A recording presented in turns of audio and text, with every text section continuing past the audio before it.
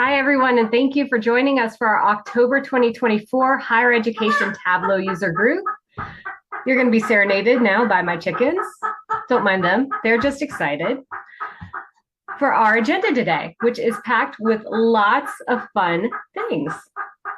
So we're going to start off with our welcome and announcements. In a moment, I will pause and open the floor if anyone would like to come off mute and make an announcement. If you don't feel comfortable coming off mute, you can also put your announcement in the chat. We'd love to hear about any job openings or any events that are happening that you think might be of interest to our community. Follow that up with special October tips and tricks. Ginny, the prep slayer, I'm gonna share some 13 special tips from the Tableau conference about Tableau prep that I learned this year. And then Roshni is gonna follow that up with under the dashboard walk, Roshni versus JSON. Nice. And then we'll wrap up and chat at the end in our typical breakout rooms. So I'm just going to pause here. And if anyone has an announcement they'd like to make, feel free to come off mute and let us know. Hi. The CCC TUG, the California Community Colleges TUG, is meeting tomorrow. And we have the Flairledge twins coming. So it's going to be a very wickedly cool things in Tableau event, and Roshni already beat me to putting the link in the chat, so we hope to see you all there. Yeah, that's going to be awesome. Agreed. We have a whole bunch of other tugs coming up as well that we'll talk about at the end of the session. Any other announcements before we make one or two? You mentioned job openings. Carnegie Mellon University has an opening for a financial data analyst. It'll be a split reporting line between the finance division and institutional research and analysis. I'll put a link in the chat to anyone who's interested, but we'd love to have people with experience in Tableau to apply. Great. Thank you for sharing.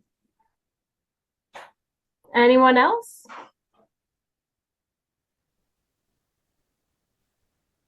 I'll make a real quick announcement. Sorry, this is Allison Joseph from Western Carolina University. We've got an opening for a business intelligence analyst. Western is a super fun place to work, and we've got a really great analytics unit, but the application's closing really soon. So if you're interested, feel free to reach out to me or check out our website, Western Carolina University. Thank you. Great. If you have a link you can put in the chat, that'd be awesome as well. I will. Thanks. College of Charleston actually also has an opening for a data and reporting analyst that's got remote potential. And I just wanted to point that out. So we'll go ahead. We always love people that have visualization experience. So I'll put that chat or put the link in the chat as well. Fantastic. It's a busy time of year. I know. This is the first time we've had this many folks have open positions. That's a great thing for our job market. So. Any others before we move into our couple of announcements?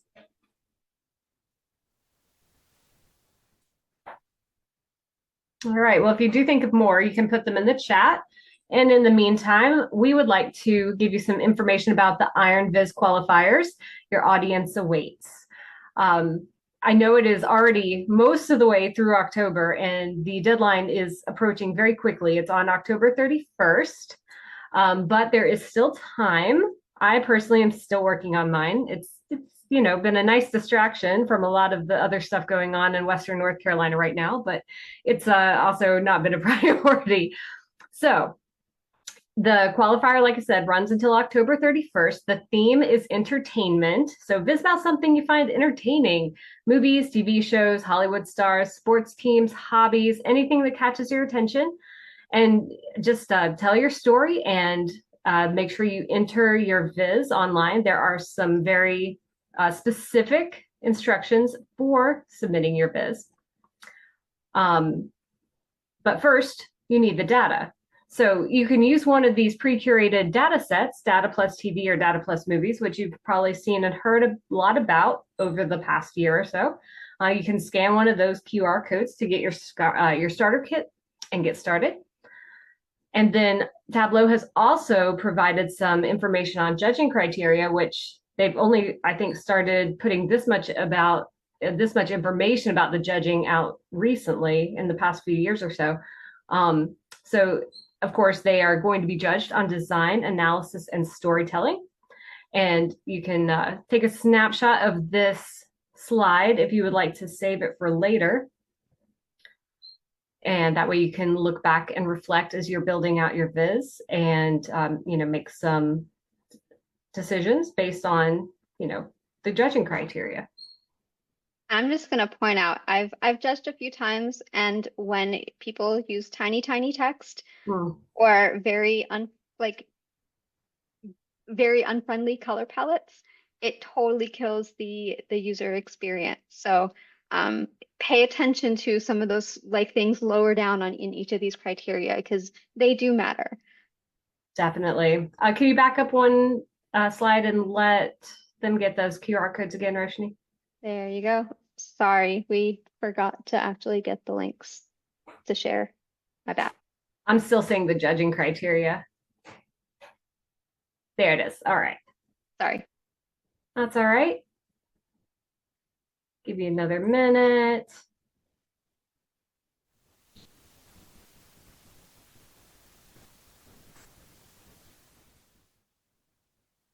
All right.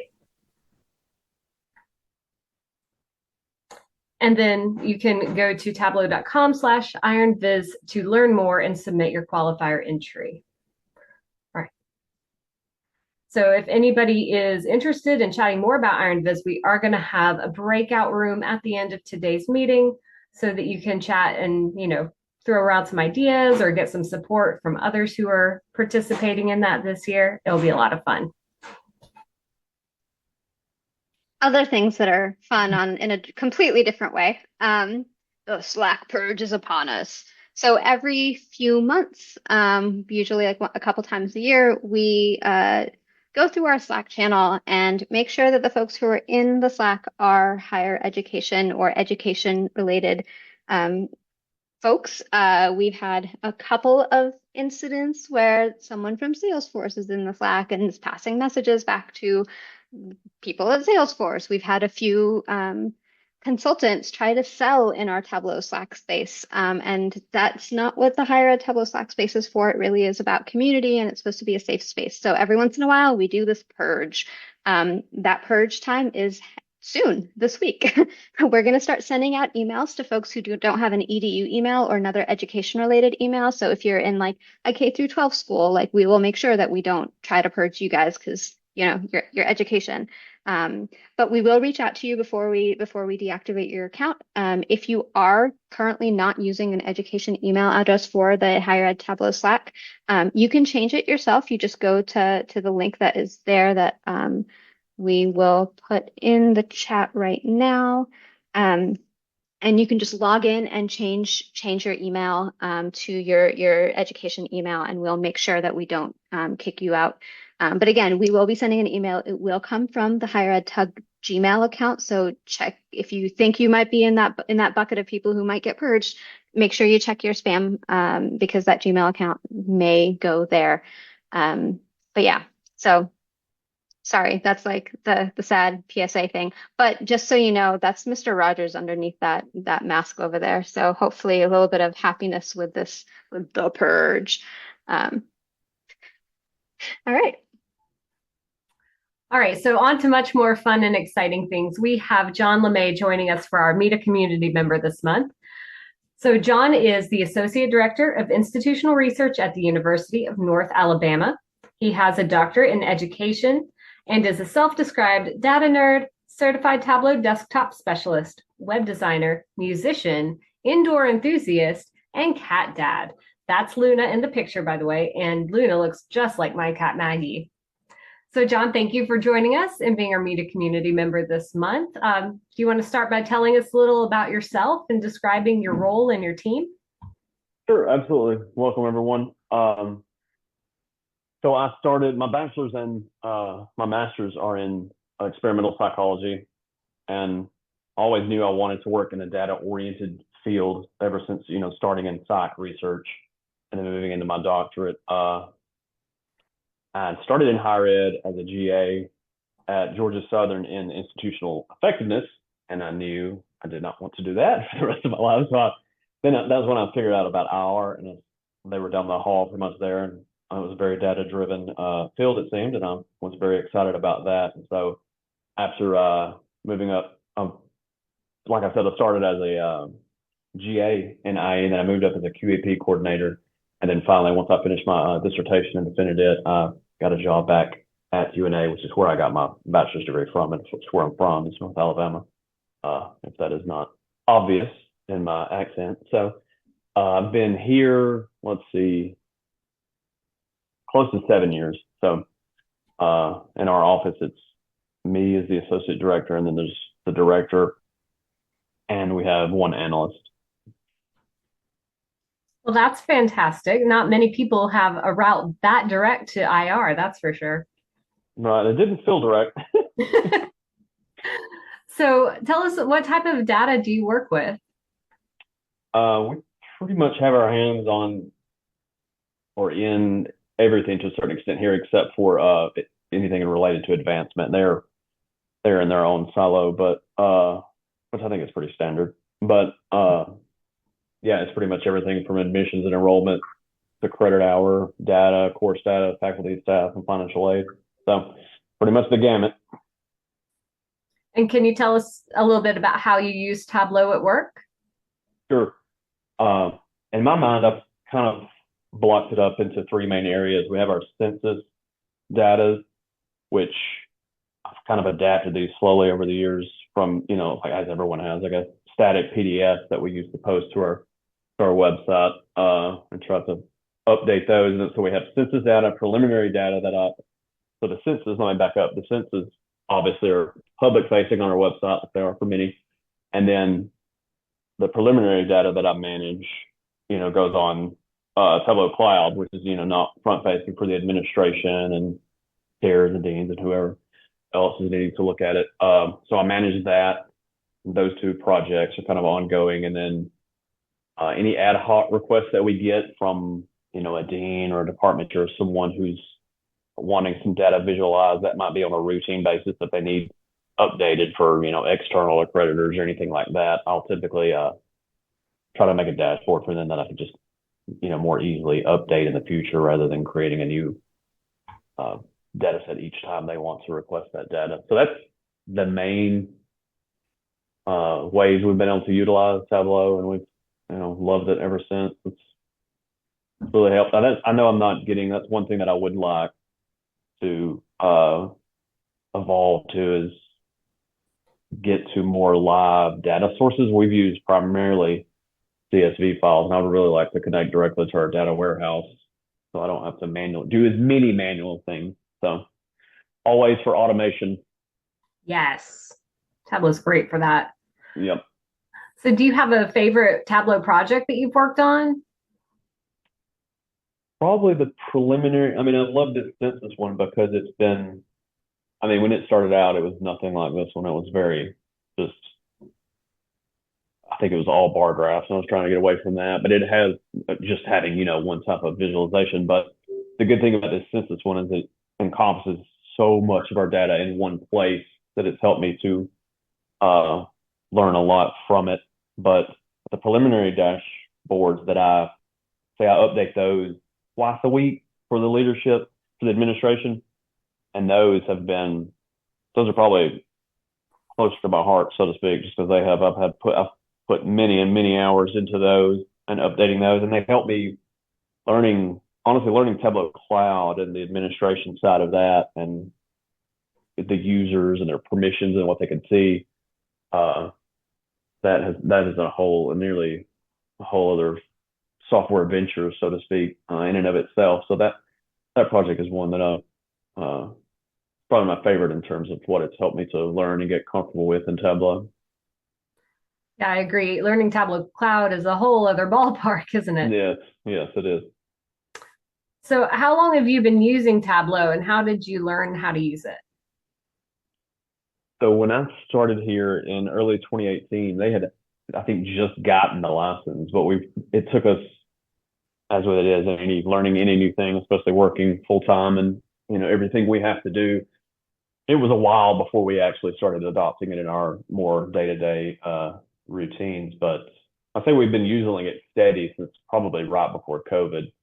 So a few years, you know, regularly. But as far as in terms of learning it, I'm after spending, you know, so many years in the classroom as we do, I just can't learn something like this. I'm a very visual person, and you can only learn so much by reading about Tableau and reading. And I do have books on Tableau, and I love them. But I have the best way for me to learn something, and so I'll scour Tableau Public. I try to check it regularly, and even the Tableau accelerators I have loved, and just take those.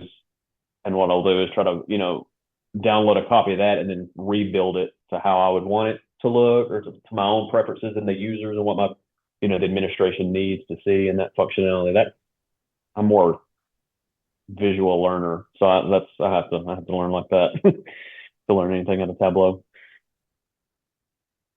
I don't blame you. I like to go out there and see what the community offers as far as Right.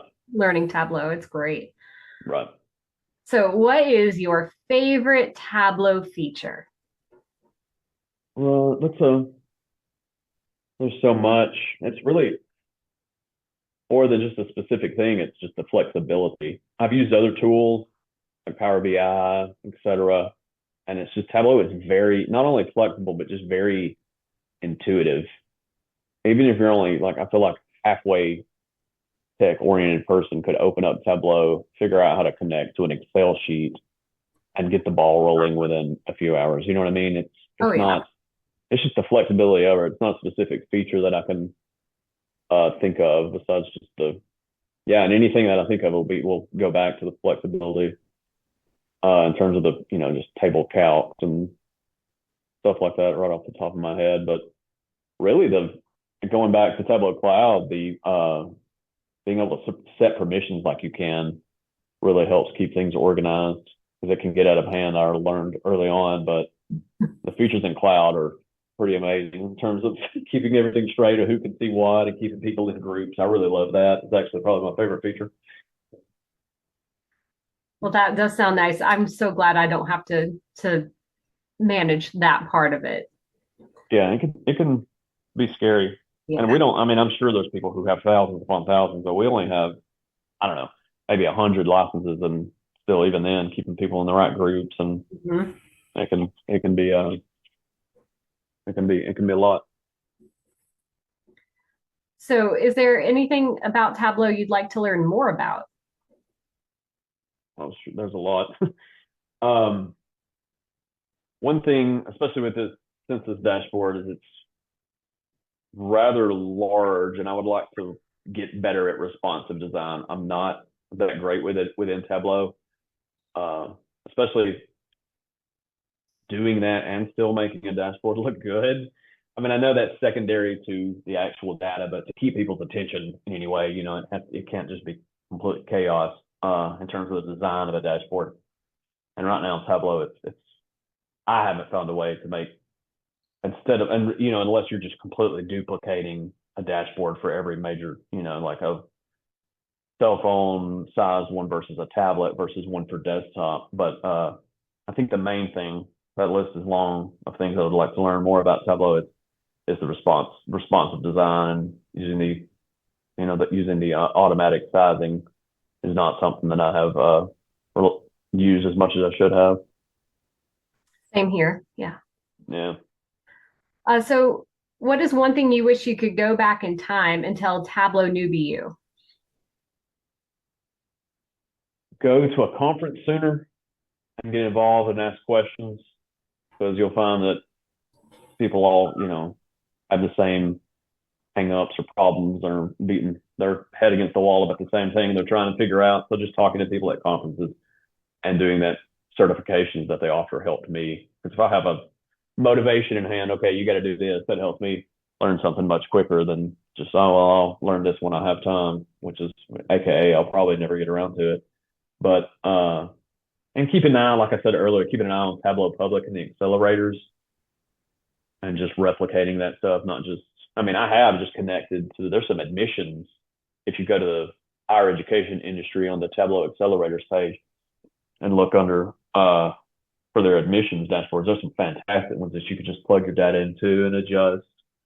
But taking the time to take those and really, open another Tableau file and kind of build your versions of those.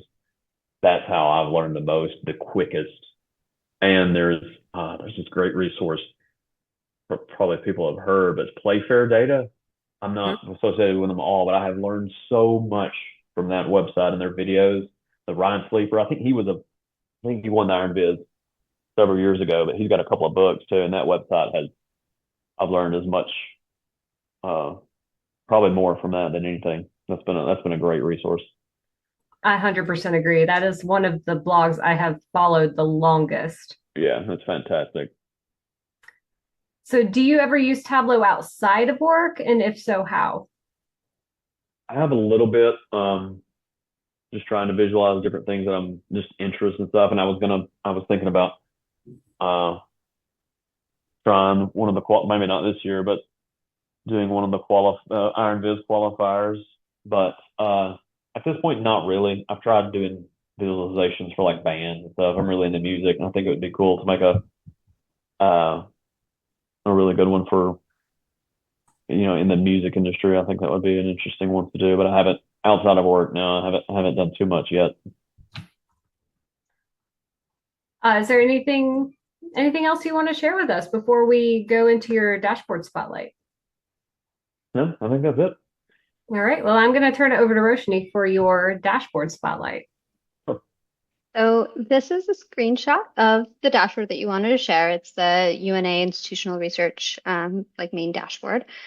So tell us a little bit about this dashboard. Like, what do you like about it? Why did you choose to spotlight it? Like, what struck you about it, both when you were building or what you've done from past years versus this one, and what inspired you to make it?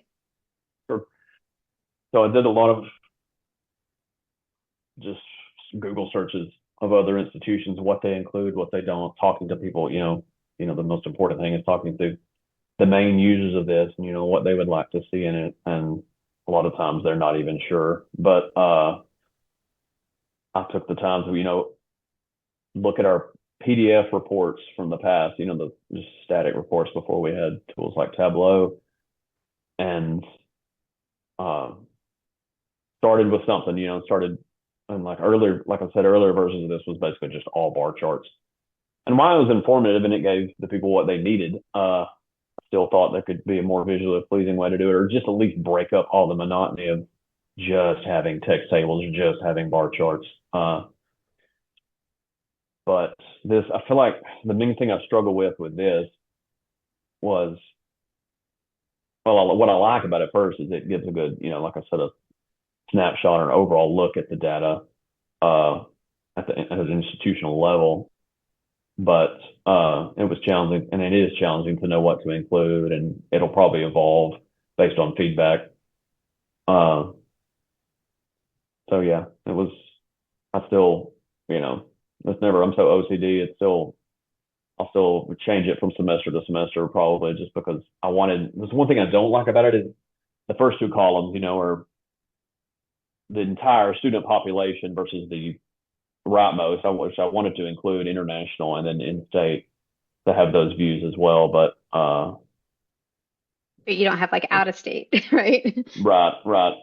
So it's something that's going to be ever changing and evolving based on need. But I also struggle with I like the idea of using the sheet with filters, which you can't see with a screenshot, but you can click on anything and it'll filter down the whole dashboard or whatever. But like that. I don't know. Then you can't. I like that, but then it kind of becomes confusing about how. That's why I included the totals on the race and degree types. Really, the only reason I included the totals so they would know, if they click in, how many students they're looking at that particular, subpopulation if they keep clicking down. So, and I struggle with those pie charts, keeping the labels in that circle. Oh my goodness. Yeah, it's all the little design pieces. It's like, I thought I had it working, and I made one little tiny change, and suddenly something isn't working right anymore. Right. It's a balance for sure. Data visualization is a balance of. Yep.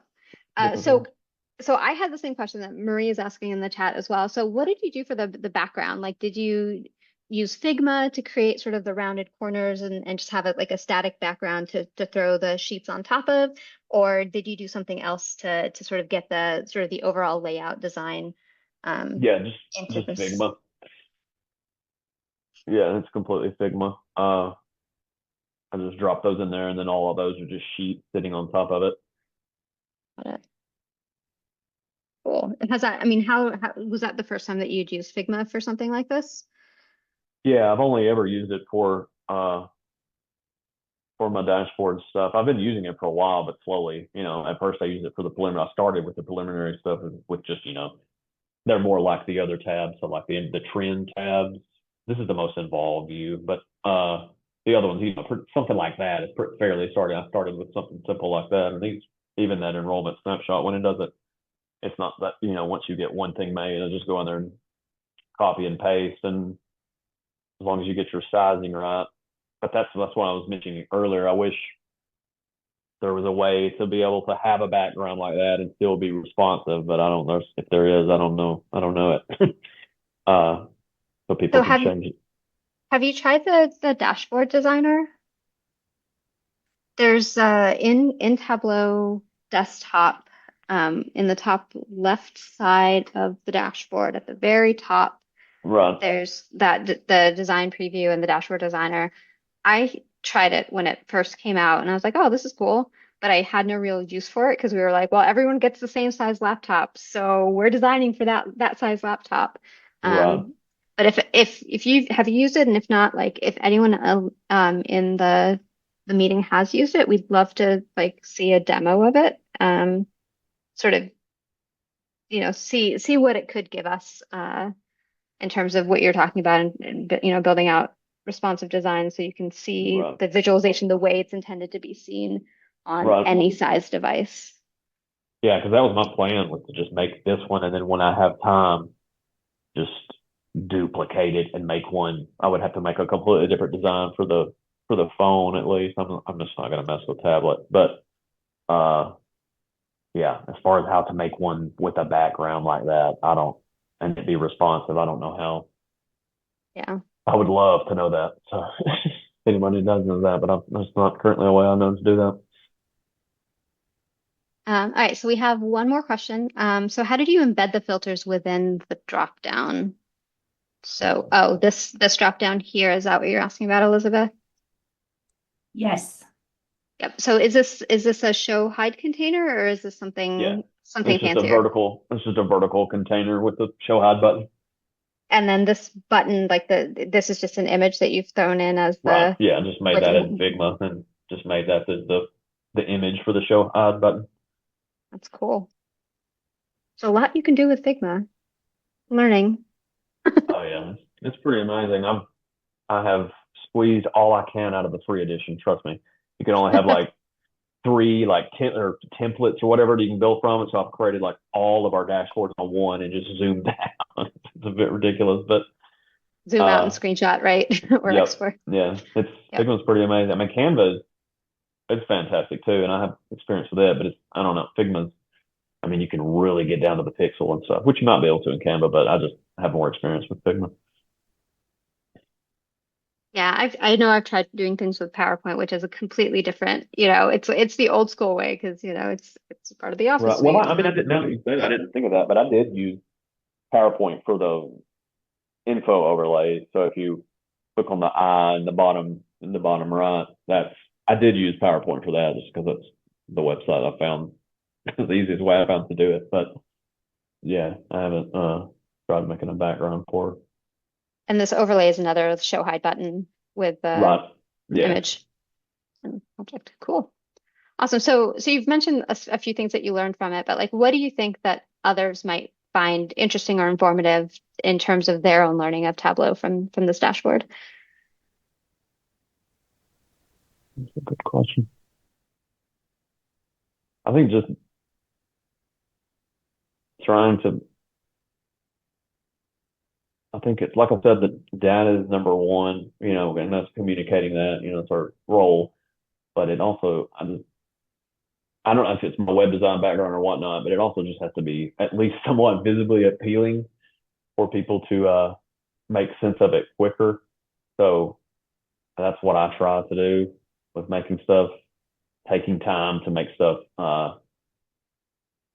just Simple. easier to simple and easier to digest for people. Right. It may look simple for the end user, but for you, Right. there's a lot of work that went into making it Right. look Right. simple. Which is Right. always sort of And that ironic part, like, yeah, it looks really simple, but there's so much under the Right. hood.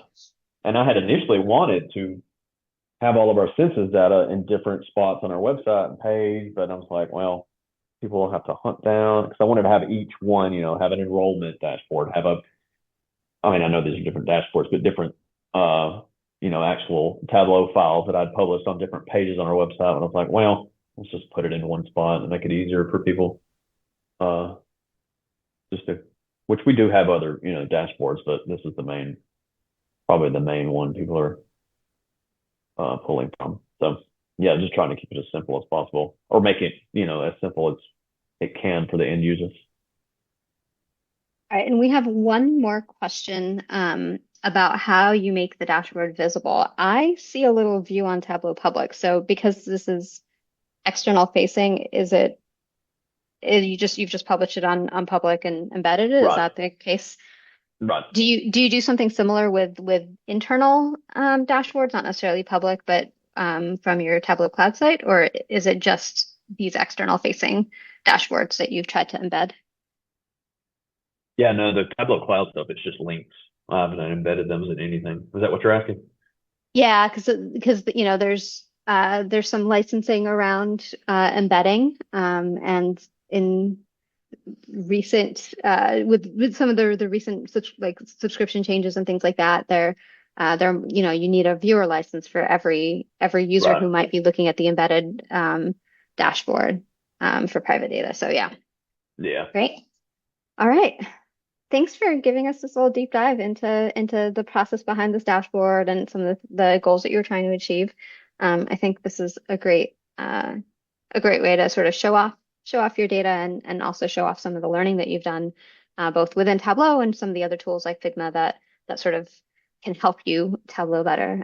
So yeah, thank you so much, John. Awesome. And Thank you. I don't know if Luna's in the background there with you, but thank you, John and Luna, for being our Meet a Community member today. I was going to ask at some point about Leo the lion. I hear Right. that Leo, you guys have or had a fully live actual lion as your mascot. Have you ever met Leo? Yes, we did have. He recently passed. Oh. Yeah, we had a pair. We always have a pair because I believe that's how it's done through I think it's the American Zoological Association. But yeah, it's as long as I can remember, since before I was even a student here, we've always had a pair of female and a male lion. Currently, we are lionless, and our office was just tasked with creating a survey and sending it out to community members, and there's a committee on where to go next with it because everything has changed since we got the last two, so they're just looking at it. But I don't know. I think they're going to look at that data and see what the plan is, but I think they may get another pair in the future. But yes, when you work, I've moved buildings now since COVID, but we worked we were housed in the main administration building. It was right by the lines, and they can be so loud. That's kind of amazing. Yeah, all right. They're fantastic. Great. Thank you so much, John. We are going to switch back over to our slides. And up next, I hear there's some prep that needs slaying. Ginny? Yeah, there certainly is. And I just want to say before I get into it that I bet lions are a lot louder than chickens. So I feel for you. All right, so I went to a fantastic hands-on training at the Tableau conference this year and learned a lot about Tableau Prep. And I wanted to share my top 13 tips for Tableau Prep. And we're going to do that using Buffy the Vampire Slayer data. So I'm going to share my screen.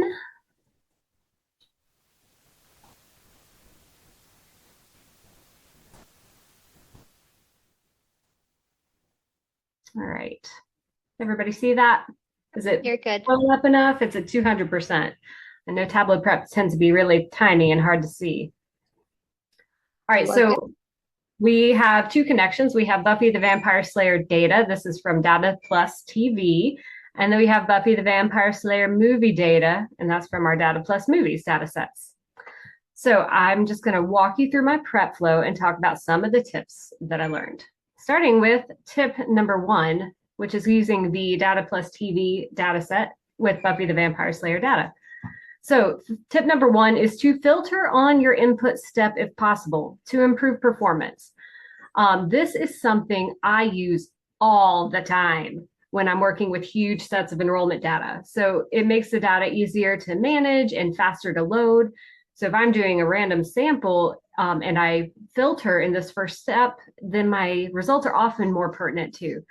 I can't tell you what a game changer it's been. Usually I set my, term filter to only include falls after 2021 or, whatever the dashboard I'm working on requires.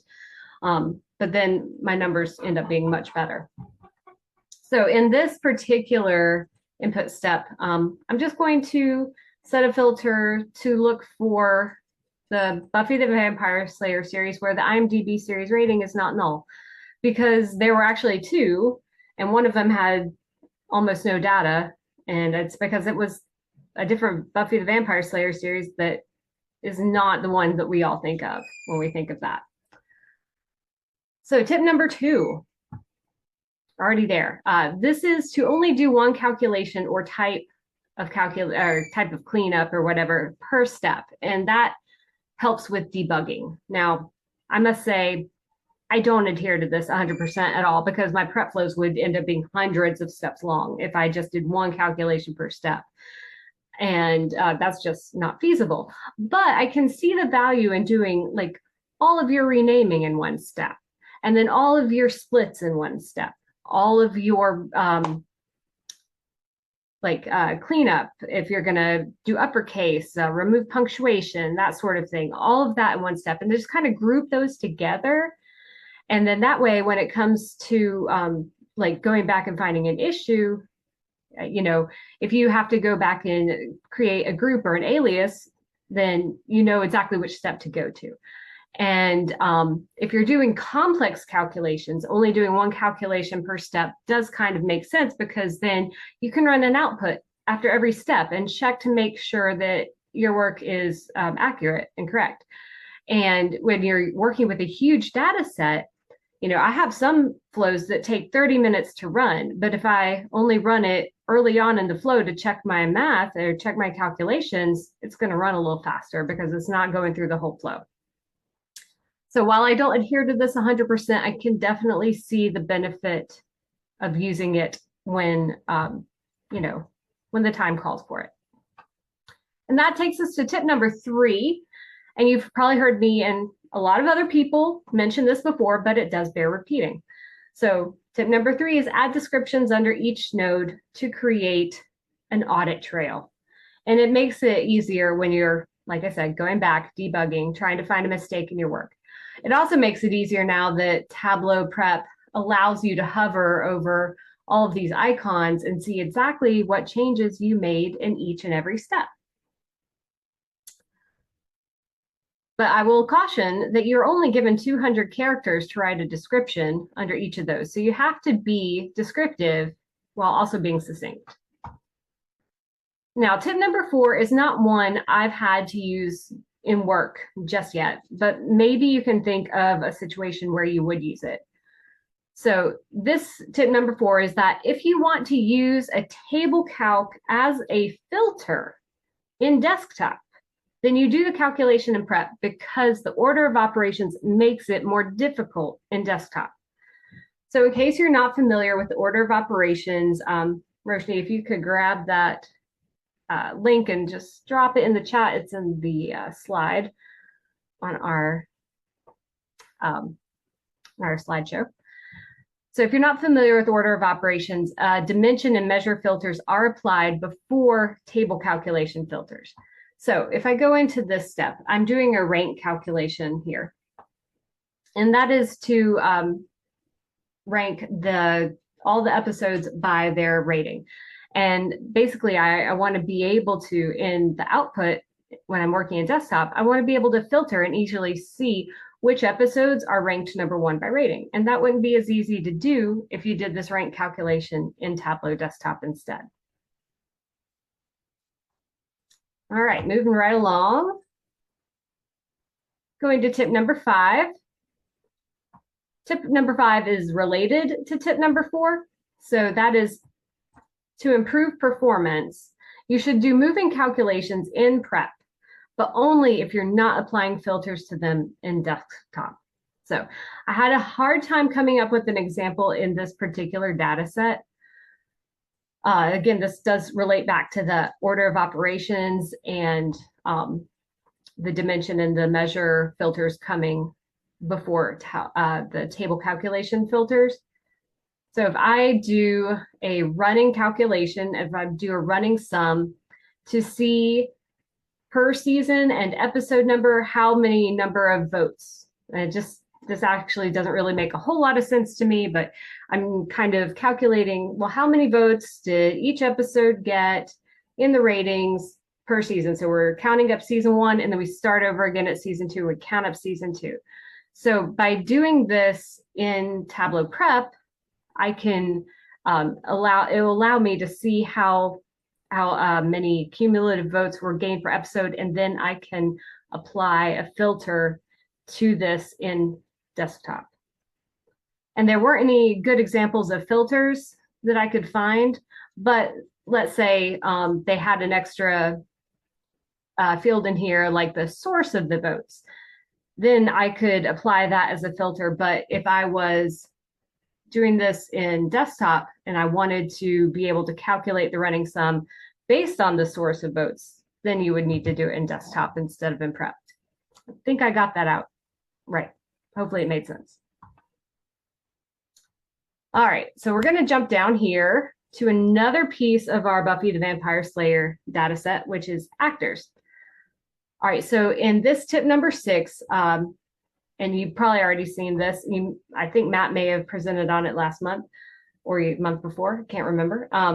You can now set your own header and start rows to avoid manual cleanup in data prep or in Tableau Prep. So usually when you go into your data set, it has an automatic header. And see, in this particular instance, we have F1, F2, F3, F4. Those are not the headers. The next row under that, row 2, is the actual set. So we're going to choose to set our header on row 2, sorry, on row 1, and then that will set those. And then we can choose our data start row, which is going to be on row.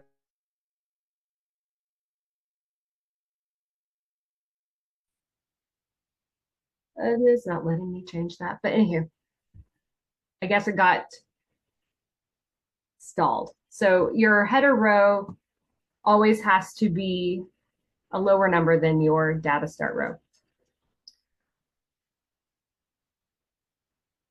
All right, that seems to be working now.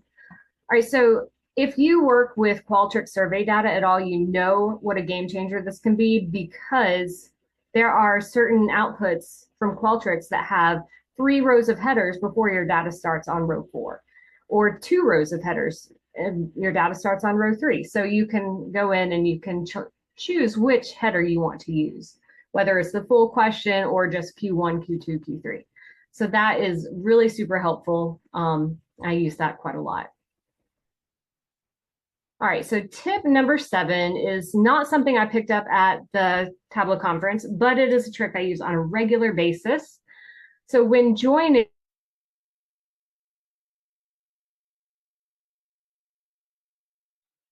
All right, so I think Ginny just froze, unless it's me. Yeah, no, I think it's me. This is not the first time it's happened today. All right. All right, so this is something I picked up at Tableau conference, but it's something I use all the time. So if you think back to joining 2 data sources in Tableau Desktop, if they don't have a field that is joining them, like if they don't both have a student ID number for you to join them on, you can create a field to join them on, or calculation. And you can do that in Tableau Prep too, but you have to do a little bit of work ahead of time. You can't just do it on the fly like you can in desktop. So I'm going to create a field called join. And all it is the number 1.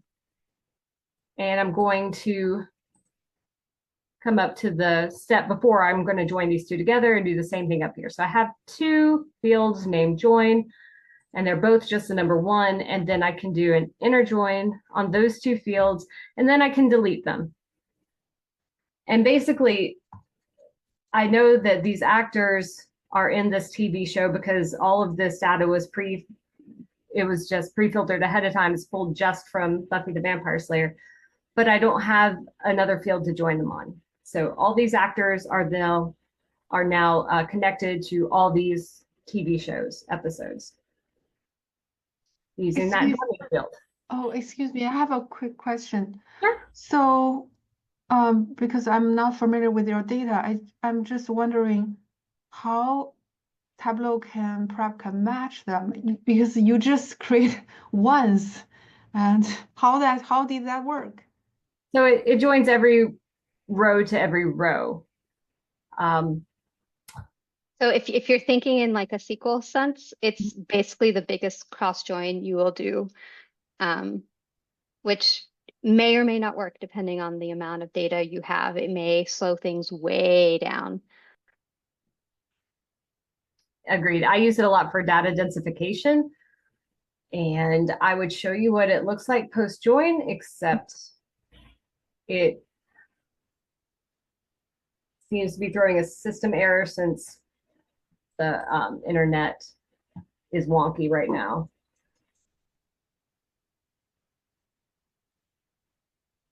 I do something like this quite often in Tableau Prep because sometimes there are students I need to get demographics on, like high school students out of our database system, but I don't need everyone's high school information, just the high school students who are in high school's information.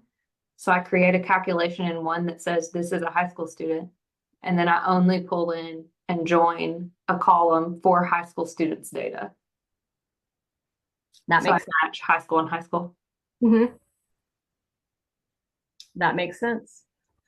So this will kind of let you see what the data looks like. It's an episode number, a season number. So there's 1 row per episode per season of the TV show. And then it has a plot synopsis and a title and a rating and the number of votes and the title rating. And then the one that we're joining, the actors, just has the name of the person in real life, the name of the character they played, and the job category. So actor, actress, etc.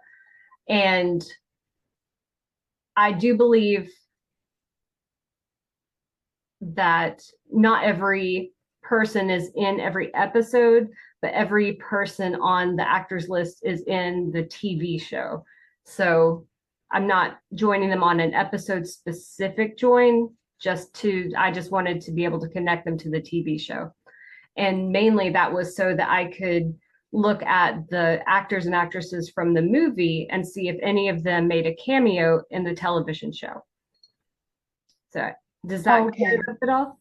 Yeah, okay, I see. So it's not that the actor played in that specific episode. No, that's okay. That was a good question. Yeah, so it's not that the actor or actress played in a specific episode, but they were in that show at some point, and then the ones from the movie were in the movie, and I just looked to see, were they ever in both? And there were a few that are, which we're coming up on in just a minute. Thank you. Absolutely. So that brings us to tip number 8, which is actually another new feature in Tableau Prep that I absolutely love. It saved me a lot of time in real life. So now you can rename fields. I may have to open this again. Hold on just a second.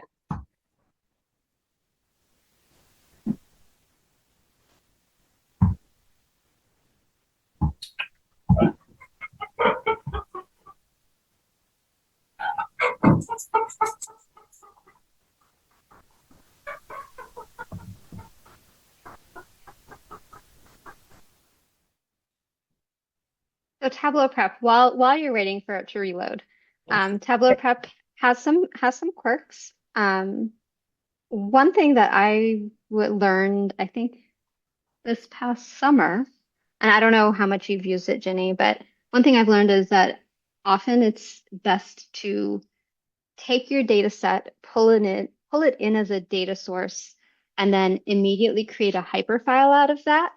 And then in the flow that in the flow file that you're actually trying to do your work in, you then bring in that hyperized version of the data set. And that can often help with some of the performance issues that you sometimes see in Tableau Prep. I've seen it work a couple times. I don't know if that was one of your tips, and if it was, I'm sorry, I totally blew it. But but yeah.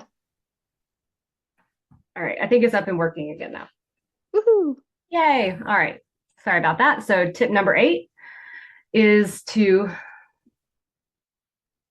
okay, I don't even know what this system error is. Table does not exist. All right, well. Do you want to press the refresh button at the very top left? See if that fixes it. It doesn't seem to get rid of the alert, but you can now see when I click on it that it's there. Anywho, so the rename feature, which is in a relatively new addition to Tableau Prep, is a huge time saver. So you can go in and for each field, you can choose to replace text. You can do like a search and replace. You can add a prefix or you can add a suffix. And so for this example, I'm just adding -tv as a suffix to all the field names because I want to be clear that these are from the Data Plus TV data source. And I did the same thing down here with our movie because they have some similar field names. And I just put movie on as the suffix so that you can tell which data source they're from.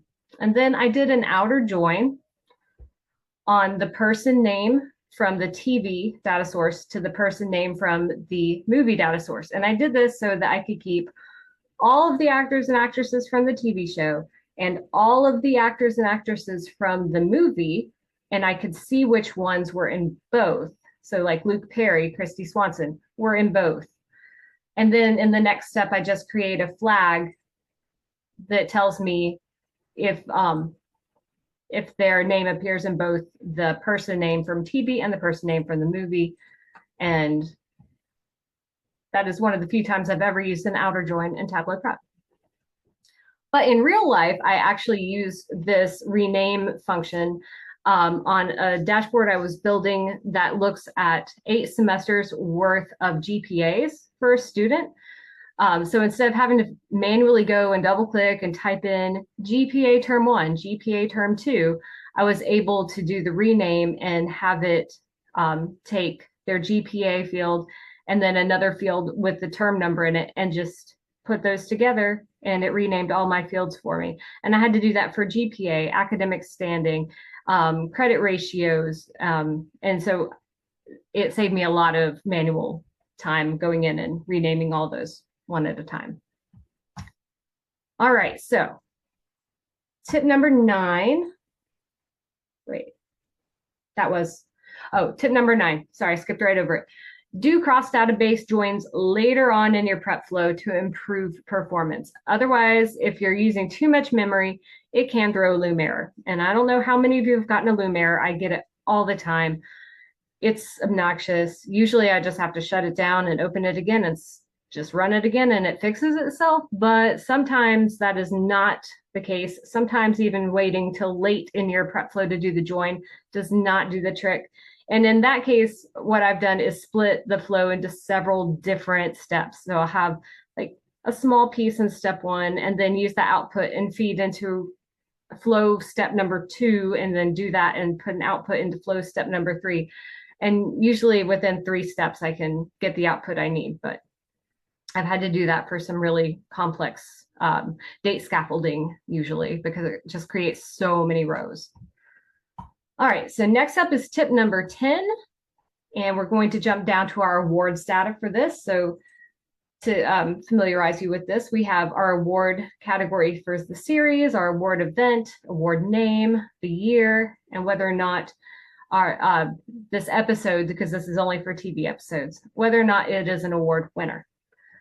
So this tip actually refers back to tip number 1, where we used a filter in our input step. This says if you use a parameter as a filter in your input step, it can reduce the number of times you need to use it throughout your flow.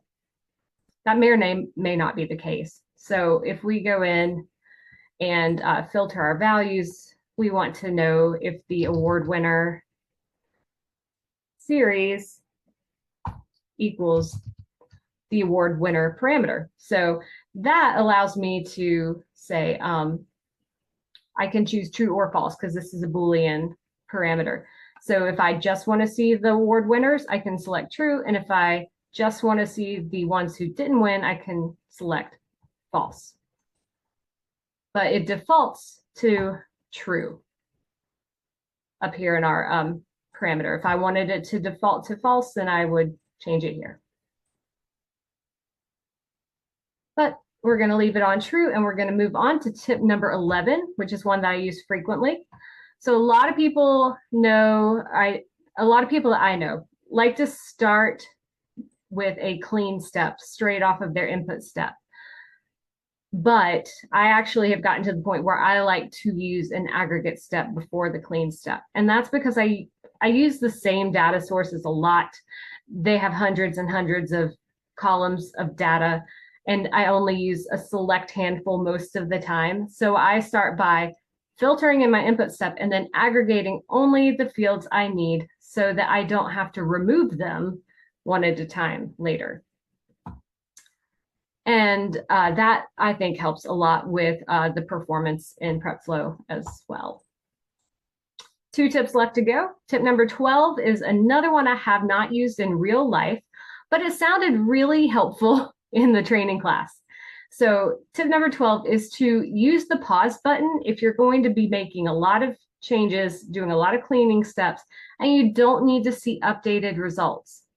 Now, this pause button appears something I never really even paid attention to before this training class. So let's see what happens when I hit the pause button. So here we are in our awards data, and I hit the pause button. So it takes me from this screen, our profile pane, to this screen, our list view, and it will not let me click back to any of these other screens. So when it's paused, you have to work 100% from this screen. And if you click on this ... to see more options, you'll see only certain things are allowed. So you can filter using a calculation only. You can clean, you can make uppercase, lowercase, take out letters, numbers, punctuation, trim spaces. You cannot group values. You cannot split values. You can identify duplicate rows. You can rename, duplicate, keep only, and create custom calculations, but not any of these fixed or table calculations. So keep that in mind if you're pausing. Like if I wanted to just do a lot of cleanup where I make all of these uppercase, if I wanted to double click in here and take off series, maybe I don't want that on there. And since we already have this filtered to only show true is kind of not a field that I need. I could take that off, can hide it, whatever. So although all those are examples of things you can do when your data's paused. And then if you want to do any other changes, you'll have to start it again. And so that brings us to our last tip, tip number 13, which is you can identify duplicate rows using selected fields instead of all the fields, which is the default. And there are 2 ways you can do this. So let's say you were just to go in and click identify duplicate rows, which is their default. Like I said, all of these are unique. But if you click on the pencil and go in to edit this, you'll see that it spells out the exact parameters that it's checking to see whether this is a duplicate or a unique row. So if you wanted to, you could delete one of these if you didn't want it to be part of the calculation. But another way, in my preferred method, if you're only doing a couple of fields, is that you can click and hold down Control and click and just select the fields that you want to use for identifying duplicate rows. So in my line of work, I use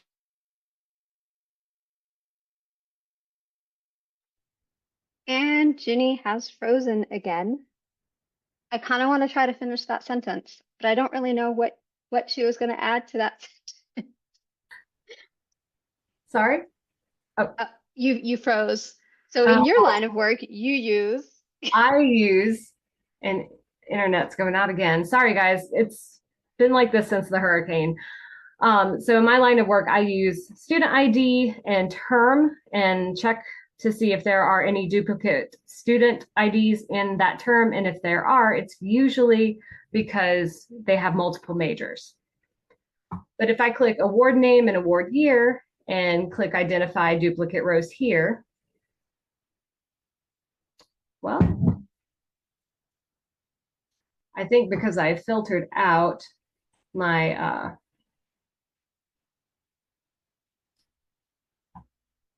sorry, I filtered out the ones who weren't winners. So then we didn't get all of those. Now if I take that out, you see we have a duplicate.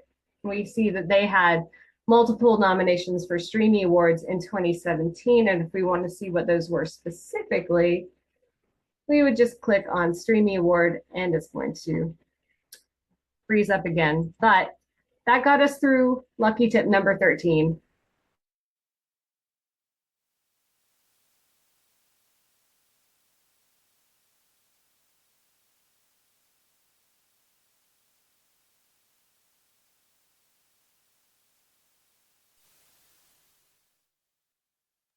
I think Ginny has frozen again. I'm going to attempt to share my screen, but I seem to not be able to, which is funny because I'm the meeting host. All right, there we go. You guys see my screen.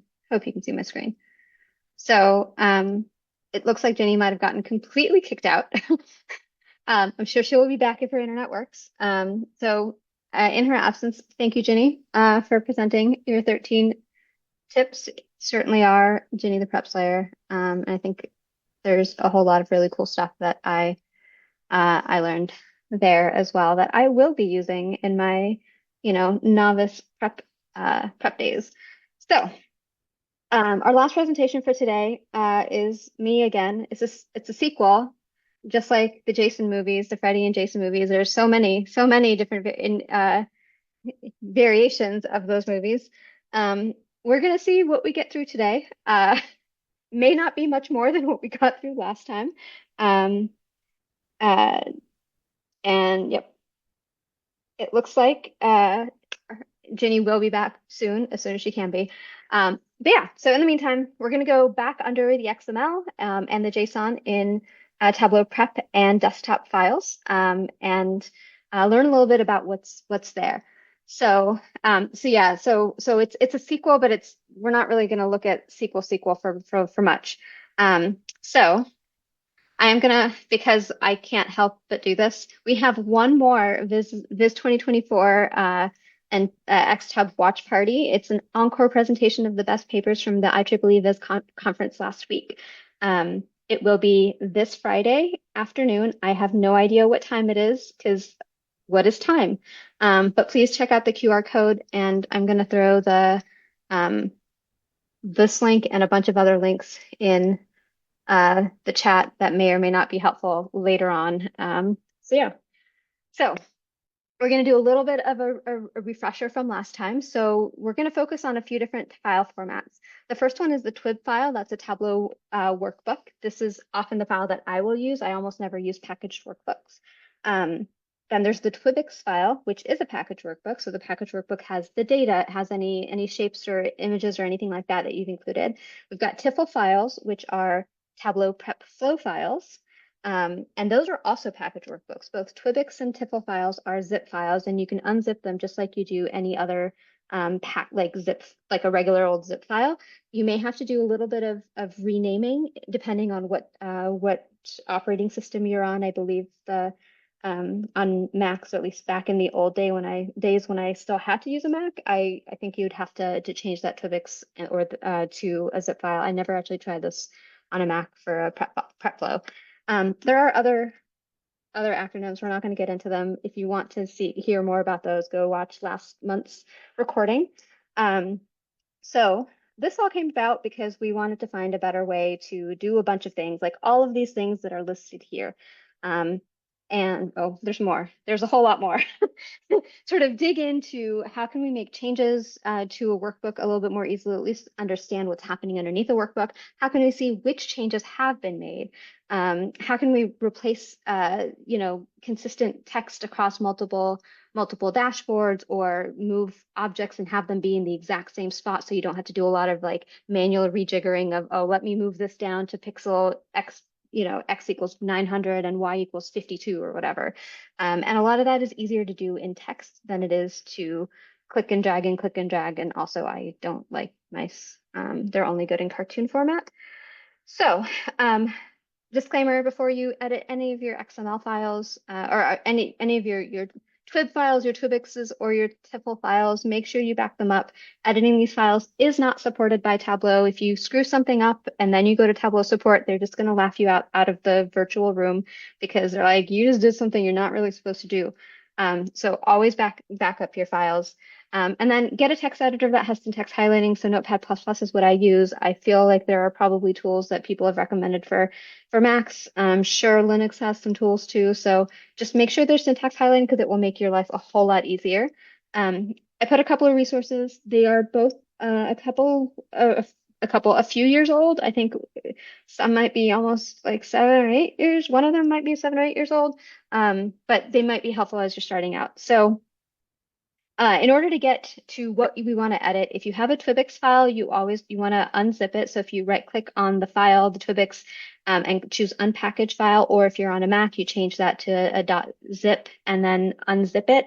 What you'll come up with is a Twib file and a folder that has all of this stuff in it. And if you have just data, which is the case for my sample here, there'll be a data folder. There'll be a folder for each data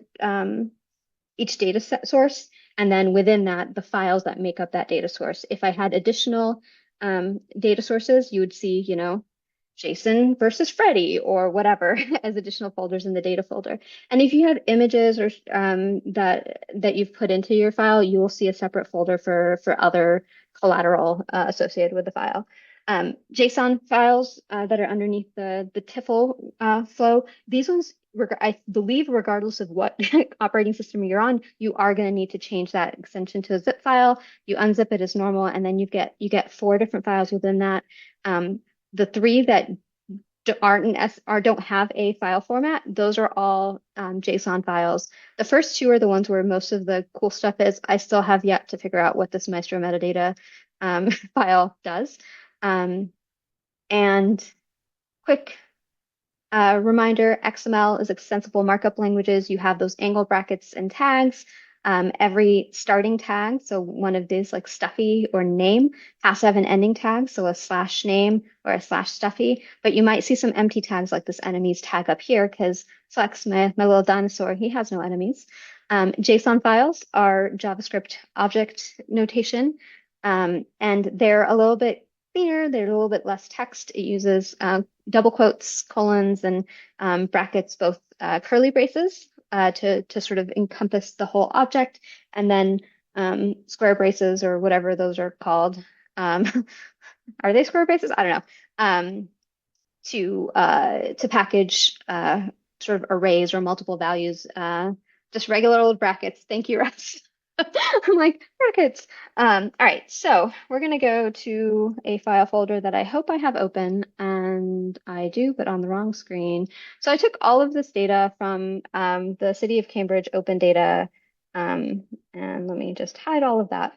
So let's go look at a couple of things. I'm gonna choose maybe 3 things to look at. Let's see if I remember what those 3 things are.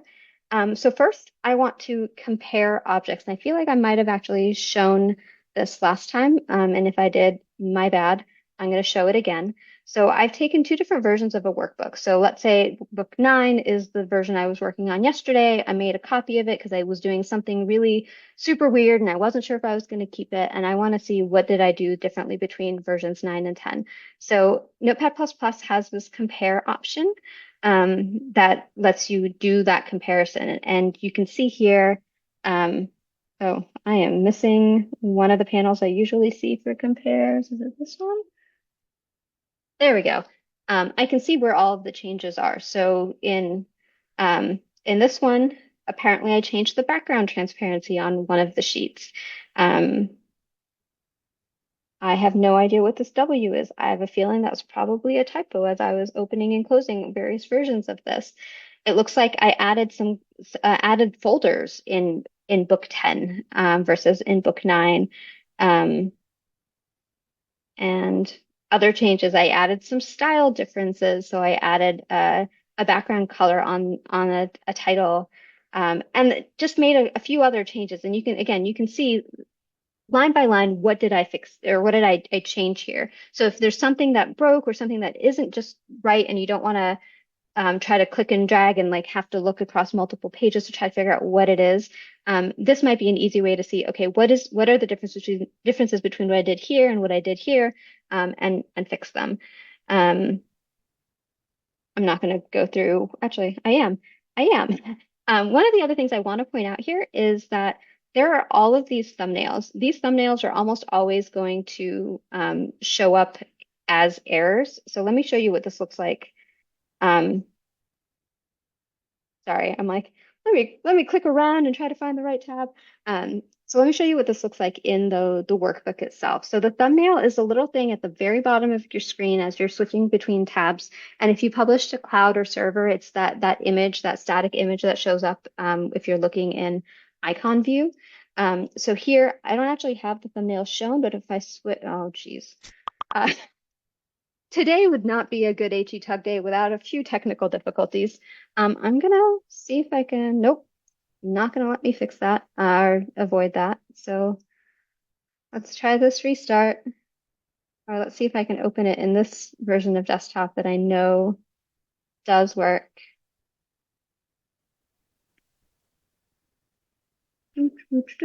Desktop. Maximum JSON. All right. All right, so I'm going to open book 10 again in here, and please don't kick me out. Please don't kick me out. Okay, so that's data guide. I'm going to hide the data guide. But down here, I can switch to see these thumbnails. So one thing that I have seen a lot of folks do and that can impact the performance of your dashboards is that you might publish just the dashboards, but if all of these extra sheets are showing up, that means thumbnails are being created for these sheets. And because thumbnails are being created, those thumbnails are part of the workbook itself. And when you have 100 sheets across like 10 or 15 dashboards, which I have done that more than once, that means you've got a whole lot of extra thumbnails being generated that you do not need. And that's all of this text here. So like if I were to delete the thumbnail, if I were to hide these sheets, so I'm just going to make a copy. Oh, look, I don't have a book 11, so let's make a book 11. If I were to hide, oh, I've already hidden these sheets. All right. Well, apparently these sheets I'm not even using, so let me just delete these sheets and save this file. If I were to go back and close this and open up book 11, so the only change I made there was deleting those. And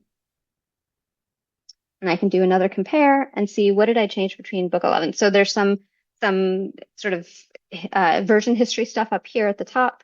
And then what you see at the bottom is, okay, so I deleted a sheet. So that sheet disappears. So this whole worksheet is gone in the new version. I have changed, so the IDs, I don't know that really matters.